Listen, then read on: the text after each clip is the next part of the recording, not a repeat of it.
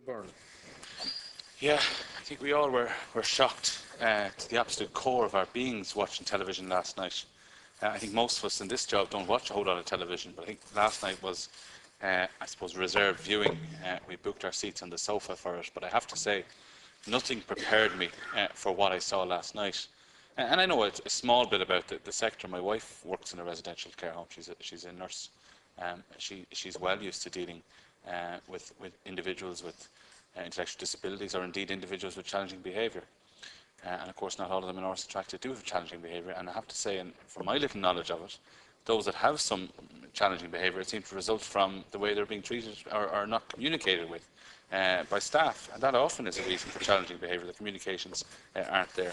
But I was shocked to my core, and the whole country was as well. I never saw such a reaction to a TV programme on Twitter, on Facebook, talking to people, meeting people at school, etc. It was utterly appalling, shocking, completely contrary to any human decency. I was tweeting during the programme. One of the tweets I said is I felt that a bricklayer would handle his bricks more carefully than these human beings, these women, these special women, were being handled by some of the staff. It was absolutely outrageous. The Minister mentioned that these are homes, and I think that's the key thing that was forgotten here. These are people's homes. You know, they should be treated as if they're at home, and people are fairly well paid to do that job. Let's be honest, and we acknowledge all the cuts, etc., the staff have got, but it's not a bad job, and there are a lot of people trying to get into nursing and trying to get into care services as well. It doesn't take a whole lot of professional training to know what not to do in a situation like that, to know not to do that. But Minister, a number of things concern me. One of them is last night in prime time, and I watched it too, like they just said you couldn't give any assurances that this wasn't happening elsewhere. Well, Minister, you have to be able to give those assurances. We need those assurances that this isn't happening elsewhere. And we need immediate action from you, whether it's immediate inspections, immediate implementation of what the HSE is talking about at the moment to ensure this isn't actually happening. I think one of the big problems is the pre-announced inspections that HICWA undertake at the moment. Because what happens is it tends to wind the staff up who panic about HICWA coming for the period of time that they know about. And everything, of course, will always be all right in the day. Whereas if they were unannounced, if HICWA were able to show up unannounced at any time, the people would be conscious of that and working towards that. Instead, what's actually happening is you're not benefiting the residents at all, and the service users, as they're called, but they're people really.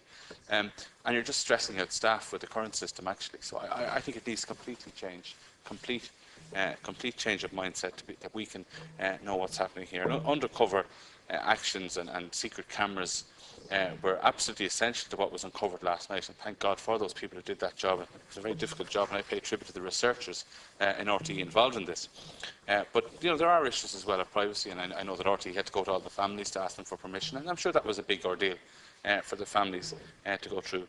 But Minister, I think you need to be able to give that assurance, and you need to do everything in your power, and you need to order the HSE to do everything in their power to make sure this isn't happening in other care homes.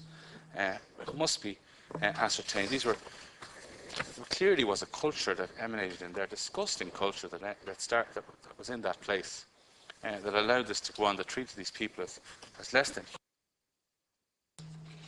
It was awful. I have other concerns too. Yeah, we had whistleblowers legislation passed here.